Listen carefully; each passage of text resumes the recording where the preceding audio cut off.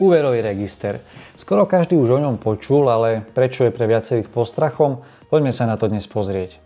Úverový register je skrátke register všetkých úverov, kreditných kariet, debetných kariet, ktoré vy ako fyzická osoba máte.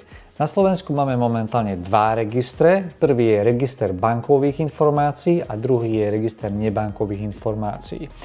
Podstatný je hlavne ten register bankových informácií, pokiaľ žiadate o hypotéku. V registri nebankových informácií sa väčšinou evidujú leasingy alebo pôžičky alebo nejaké malé spotrebné úvery. V týchto registroch je evidovaný každý žiadateľ, ručiteľ alebo spoludlžník, ktorý figuruje v nejakom úverovom vzťahu. A pozor, v registri sú evidované aj všetky zamietnuté žiadosti o úver.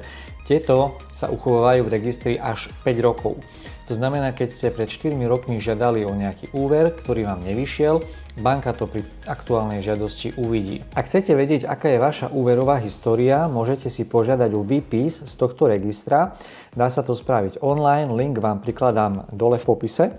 A tento výpis stojí 12 alebo 14 eur, príde vám domov mailom alebo poštou. No a vy si viete teda pozrieť, čo v danom registri všetko máte, ako vám šli splátky, či je to v poriadku. Vie to niekedy pomôcť pri novej žiadosti o úver. A preto plaťte všetko na čas, splátka úveru je tá prvá, ktorá vám má po výplate odchádzať, lebo ako náhle budete mať nejaký negatívny záznam v úverovom registri, môže vám to spraviť veľké problémy pri žiadosti o nejaký spotrebný úver, prípadne na žiadosť o hypotéku a ďalej sa už nepohnete. Takže plaťte.